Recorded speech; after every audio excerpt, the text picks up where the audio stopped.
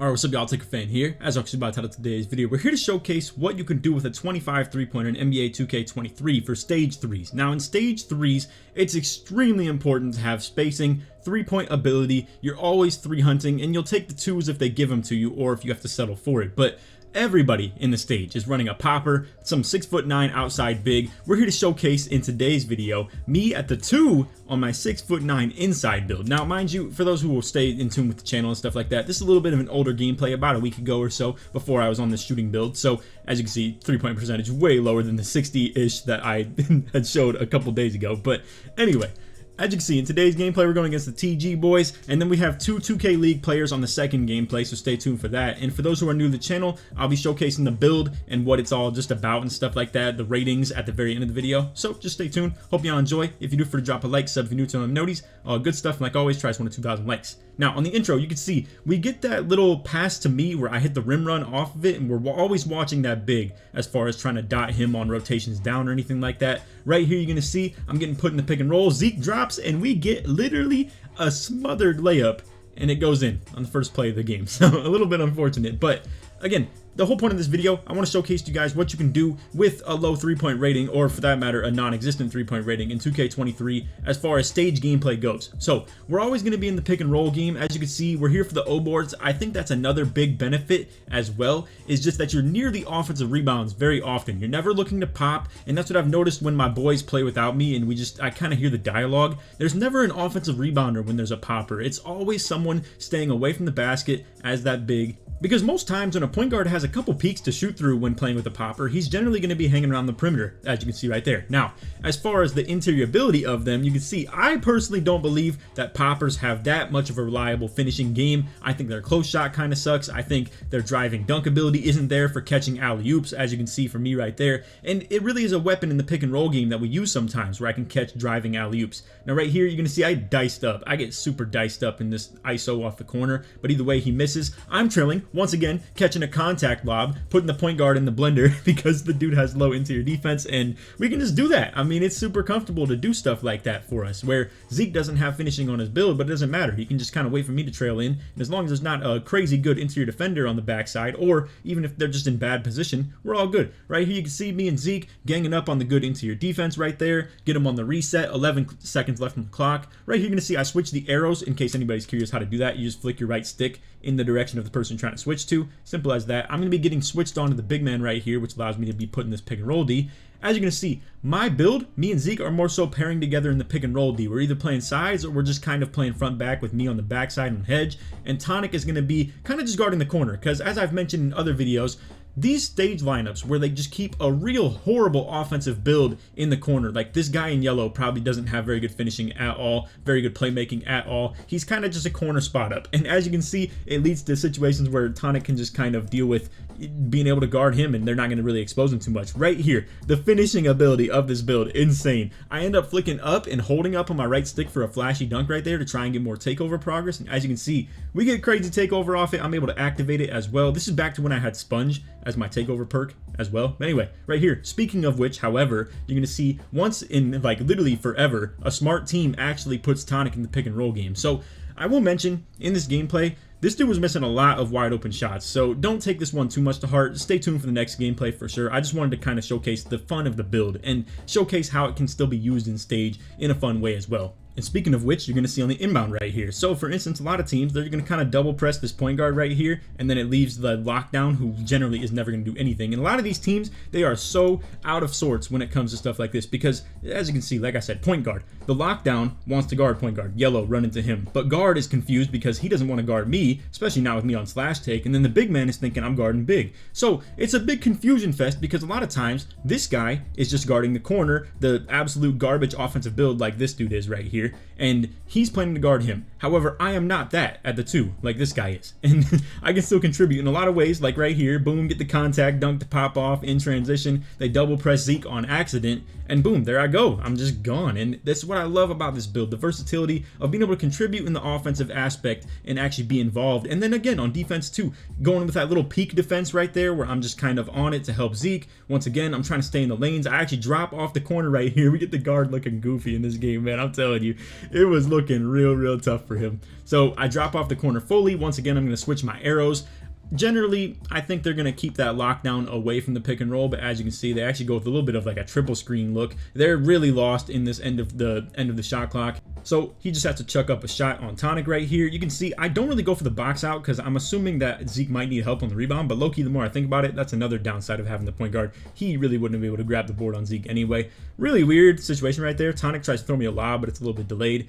As you can see, he's going to be ending up guarding this dude on the lock right here. Now, he does get past him for the quick drop. Really bad edge block animation, as you can obviously see. But either way, obviously stuff like that may happen. I don't think a lot of teams really do put the ball in that secondary guy's hands very often, though, where they're going to give him a whole lot of reins as far as the offense goes. I know when the point guard's adrenaline is dead, people will do that, but generally not in just that free play like that. So anyway, you can see I'm going to come down and get the ball. I'm going to be kind of reading the defense. I think what really is the confusing part with me having this driving dunk rating so high and the three-point rating being so low is that teams get really confused when I have the ball in my hands because they don't know if a lockdown's supposed to guard me, if the big man's supposed to guard me, or the guard's supposed to guard me. Because the guard generally doesn't want to, but where's he going? If not, the point guard? Well, that's tough for defending threes, obviously, because then he's involved in the pick and roll defense. Once again, a wide open jump shot miss, but it's obviously hard for him to guard me because he has to end up being the pick and roll game one way or another, or I can just kind of rim run him. So as you can see, boom, like there he is in the pick and roll game. They end up demanding two people. Once again, this is going to happen very often where if the guard is in the pick and roll game, it's going to force this big man to step down to me, especially when they're losing by so much. And then easily I have a dot to the corner right here because there's no rotation and we were working pick and roll from so far away from the corner. So again, where do you go as a guard? And that's what my build really stands out for contributing, if you ask me, is not a lot of guys at the two, or for that matter, your pick and roller, really factor into your offense so much, in my opinion. But anyway, moving along with the gameplay, just wanted to kind of fast forward through the last part of this video because obviously it's kind of over. So as you can see, Tonic goes for the fade. I'm down there to crash the rebounds. Once again, not very often that you ever see people pair those types of builds anyway in the comp stage threes in the first place. But again, I'm on the offensive rebounds like crazy with it. And as you can see, I'm able to kick out to Tonic, get him a wide open three. And I think a lot of people sleep on versatility in this game. I think everybody thinks you have to play the exact same way as each other. 6'9" in the park and stuff like that. Everybody thinks you have to be the small guard in the stage, etc., etc. You know, obviously, there's a lot of different play styles that work extremely well in this game. And I think at the end of the day, whatever fits your style, whatever fits what makes like the game fun for you is really what really matters, if you ask me. So anyway, you're going to see this lock. I'm not going to lie. I was just talking crap on this lock right here. He was low-key going crazy. He had another shot that I didn't show in this video, but he was putting the team on his back, no lie. Anyway, right there, once again, point guard misses the lane. He has no steal rating. It is what it is, and we're out.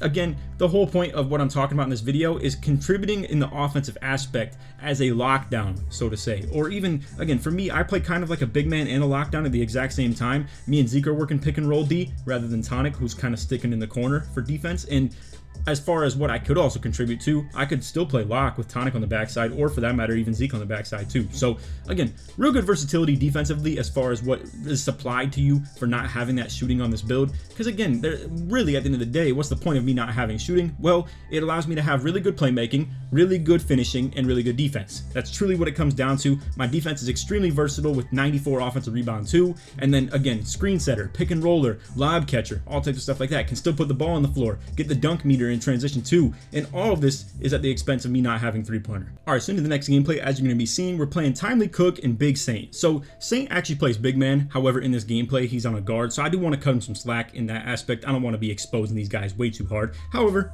they're still good players. They're professional 2K League players. They literally get paid to play the game, and as you can see, they're still very good. This is going to be a really tight, close game. I hope y'all enjoy, but anyway, Saint on the guard, Cook on the lockdown, and then they have another guy featuring in at their big man, as you can see, Hefe.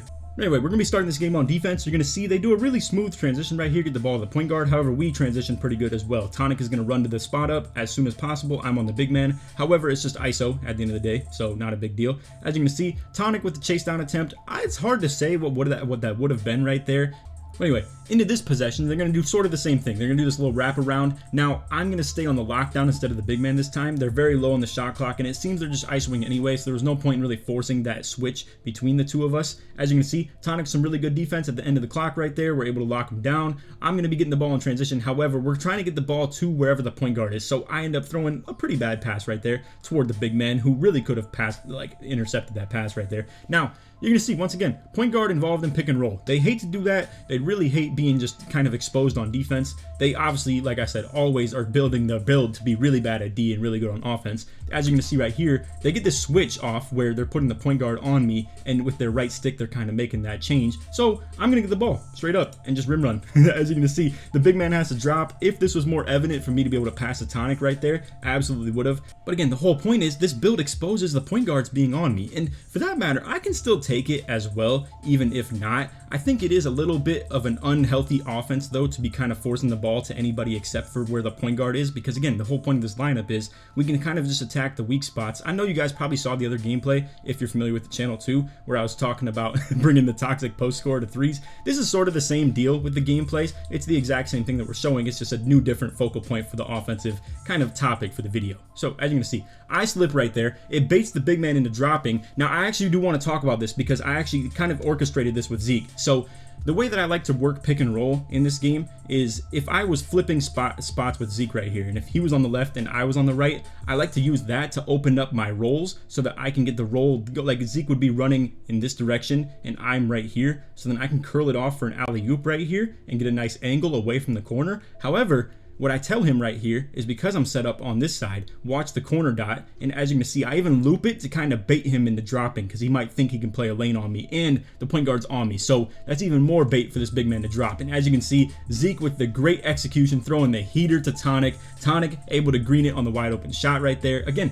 all of this stems, I don't really mean to keep on driving this point forward, but all of this stems off the fact that with my low three-pointer and the way that I like to use this build, there's so many ways you can still execute. It's just you have to be familiar with it and comfortable with it, and your teammates may have to be comfortable with it as well. Now, that is the key. I know a lot of people watch the videos and stuff and they're like, well, I would make this build, but I don't have teammates to play with. Obviously, I understand it can be a lot harder to utilize this build if you don't have teammates that work with you. As you can see right here, speaking though of the teammates that work with me, we're going to try and run that rescreen slip. Unfortunately, just some bad situations, but I'm going to back it up, take it myself with the guard on me, and boom, still bang out. So even if you have maybe a situation where you're playing with a point guard that doesn't really work well with you in pick and roll, if your teammates are maybe either bad or you play with randoms, either way, if you get this sort of ball in your hands off a switch, you can still do everything on your own with this build. You can just back it up. Hopefully your teammate is giving you that good spacing, staying away from you, and as you can see, boom, just take him to the hoop and expose that point guard. It's really as simple as that, to be honest with you.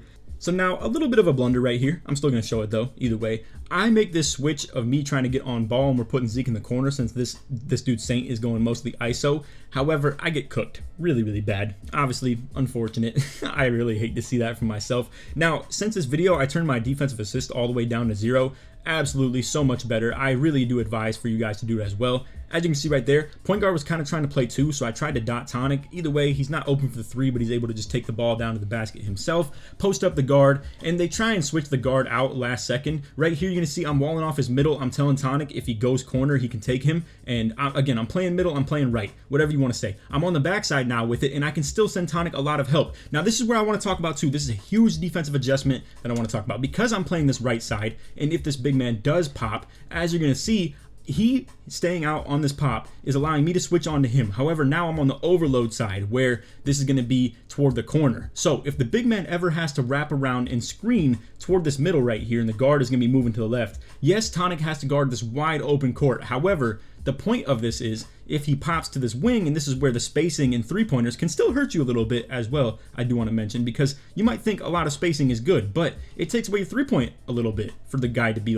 way hugging this wing right here, because obviously this is the overload that I'm talking about, but it happens off the pick and pop regardless. So my whole point that I'm talking about here, yes, you might think Tonic has to guard this whole court on his own, but if he takes away this left and forces him right, I have great ability to still help right here. As you can see, I'll let this all play out full speed, but long story short, what I'm saying here, if the popper can go right toward where the corner spot up is, I can ghost contest that, still get back, still play some very good defense. Obviously, I get kind of a bump steal right there. Didn't really get a pluck. As you can see, though, hit him with a crazy fake pass into LaMelo Ball, pass down court. Unfortunately, Zeke misses the open shot, but either way, as you can see, I think we've displayed quite a bit of the ability with this build so far. We're going to get in the pick and roll game right here. Only 5 seconds, however, but we're still dropping down. As you're going to see, another thing that bails me out with this build too. I don't have the shooting ability, but the contact lobs are so good in this game, and people sleep on it. People really are not running anything to do with inside bigs at all in this year's game, let alone a slashing like big, so to say, where you literally are only 6'9". Right here, good drop from Zeke. I was ready to rotate to his guy. Honestly, if the point guard was looking to heater that or like send the dot to me,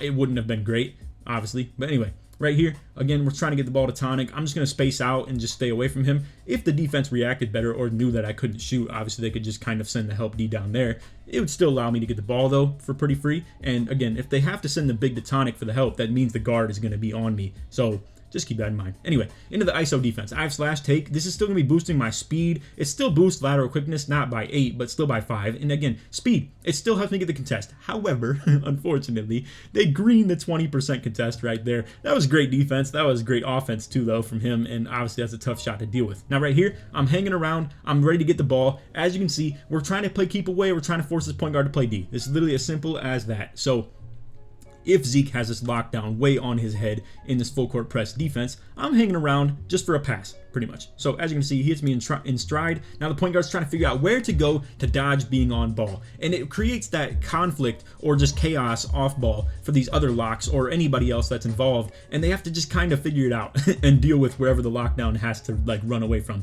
So right there, don't have the arrows. I fortunately do get it eventually though. And as you can see, still gets past me on the quick drop though. 15-15. This is probably the first like super close, super entertaining gameplay that I've shown literally all year. I'm hoping to get more into the stage and we can do stuff like this even more as well. But anyway, as you can see, the point guard on Tonic, we're going to be trying to get the ball to him in the post, so we're hitting the reset on that as well. Going to just go back to it. As you can see, able to green over the guard, the meter, gigantic. Last thing you want to do, I promise you, last thing you want to do is put the point guard on Tonic. Makes no sense to do that. He literally can't be guarded by them, and I don't know why people even do it anymore. But again, maybe the aspect that they're looking for on that is to 3-up and not allow us to get any 3-point opportunities. Speaking of which, Saint gets a really good opportunity right there, but we're going to be in transition. I want to, however, showcase this though. So to talk about what I wanted to have happen right here, I'm hoping to 3-up on defense really hard. So we're in this exact same situation as last time where the wing is going to be that pick and popper who popped over to the wing. Now what I'm hoping Zeke is going to do here, and I'm trying to explain it to him in play,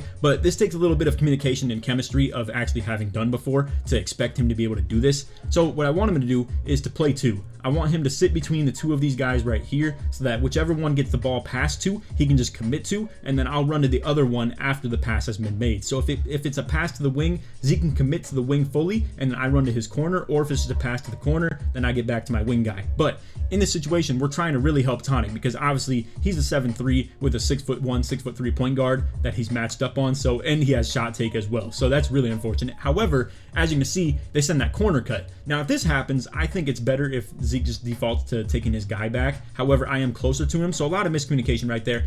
Honestly, I think that's where you need to have rules personally, and like I said, moving forward, it'll probably just be something where Zeke can just take that guy and I'll just come back to mine. But really good corner cut by them. Either way though, once again, point guard in transition defense trying to get back on Tonic. As you can see, we just get a really good opportunity again with a post score with a point guard on him. So we'll take that all day. We'll take our 2s very plentifully. So as you can see, back into the ISO defense, you're going to see Zeke makes a crazy play. And I don't want to take too much credit to this at all. I really do want to credit everybody for still making the play. Tonic defending the 3 pretty well. And as you can see though, Zeke stepping out of the corner, stepping up to this shot, which is a great shot opportunity. But again, blitz off the corner, make these plays, make them backdoor all day. This is how you guard ISO defense. I'll probably talk about it in a different video, but this is how you guard ISO in this year's game if you're dealing with faders or anything like that. Because what this guy is going to be doing, he's going to be fishing for the switch every time, trying to get Tonic on him. Super tall 7'3". It's very smart too, obviously. But As you can see, the corner closest to wherever the ball handler is needs to be ready to step up out that corner and give up the cut for free. It is what it is. You're not leaving your corner entirely, because if he bailout passes here, you can still contest a three-pointer. But we're up 19-15. We're really looking to 3-up right now. As you can see, great blitz by Zeke right there to go for that. Again, I really am like echoing that to my team though, to really have them look for that. As you can see, we dot Tonic right there. Everybody's kind of like keyed in on me, even though I'm only at half court. And as you can see, we hit Tonic with a devious backdoor right there. 10 for 11 total, 4 for 4 from me, still contributing in the offensive rebounds, assist, had that one steal as well. Again, I really do think you can pull off playing with this inside big or playing with an inside build just in general, as long as you have the squad around you and you all understand that you have a system in play of taking twos if you need to, and if the three is there, or if you can get in the pick and roll game or dots to the corner off me driving and kicking, whatever the case may be, I think it's great. I will say, however, I don't think you want this build to be the main ball handler, the only ball handler. You can see Zeke, a very good distributor. I gotta say, I think that's his best talent on this game, is passing the ball where it needs to be. Again, 5 assists, and a lot of them to me as well. And then his assists were kind of hockey assists to me too, because I had that one kick out to Tonic.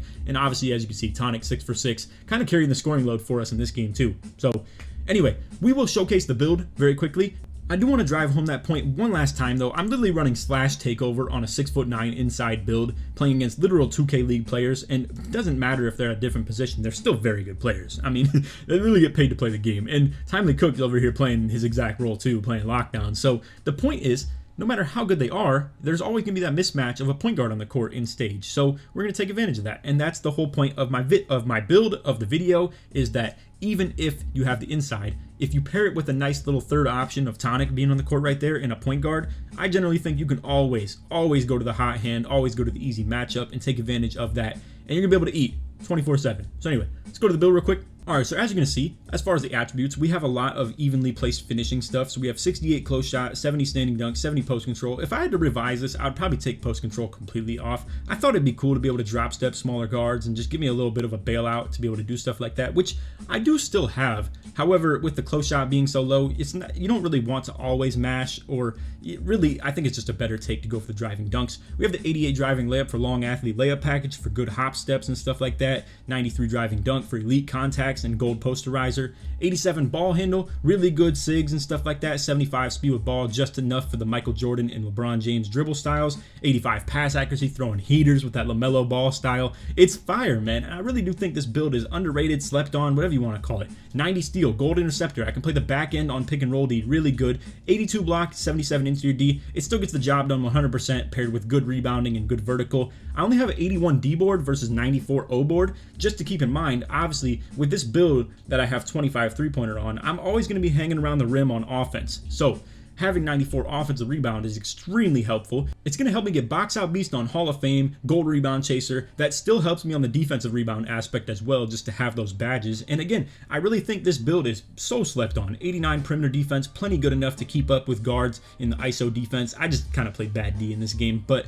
now with the defensive assist all the way to 0, I am a huge fan of that. I might make a controller settings video pretty soon too, but either way, again, to give you guys the refresh, as far as my bigs loadout, as you can see, I end up running Aerial Wizard on Hall of Fame. This is what I run if I'm playing center or like kind of more of a pick and roller, like with Zeke right there. So I only have Giant Slayer on bronze, Acrobat on bronze. I'm able to run Aerial Wizard on Hall of Fame. This is good for catching lobs. I highly recommend to run this. As you can see, I nearly have it core badged on Hall of Fame, or gold at least. But as you can see, definitely would recommend to run that if you're going to be running heavy pick and roll. As you can see right here, Needle Thread on silver, Hall of Fame dimer. I could run Floor General instead. Honestly, I think it'd be maybe smart to drop that Needle Threader off and run something like Gold Floor General, and then maybe just Bronze Break Starter for the way that we play in this stage as well.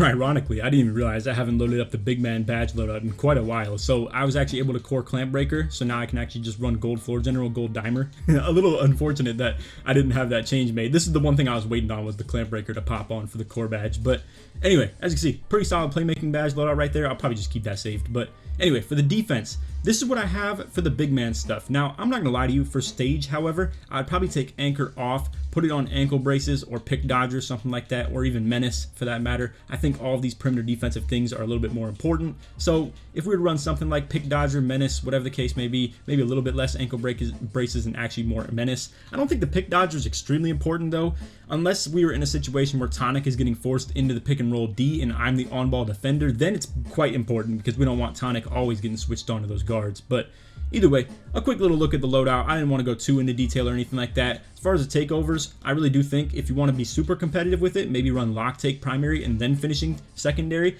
because your secondary is still going to influence how fast you get takeover. AKA if I ran something like extreme clamps in the tier 1 and then run finishing moves in the tier 2, it's going to allow me to get takeover faster for dunks, if like as opposed to if I only had double lock take or something like that, or if I had glass take in the secondary. So I highly recommend doing something that like kind of pertains to how fast you get takeover in the secondary slot. And then if you want to run primary with extreme clamps, absolutely go for it. For me though, in that video, I had finishing moves and then extreme clamps as a secondary. And I really do believe that's so good if you want to contribute in the offensive role. Finishing moves is crazy. For that video, I also had sponge too, but I am now 2 weeks into the fact that I have extender and accelerator now. So I haven't even played with accelerator, but I'm looking forward to what this has in store for me too. So anyway, wanted to give you guys a quick little update on the build, all that stuff. I hope you enjoyed. If you did, feel free to drop a like, sub if you're new to them noties, all that good stuff. Like always, try to 1 to 2,000 likes. If you made it to the end of the video, put Laker in the comments to support me all the way through. And on that, hope you all enjoyed. Take it easy, man. Peace.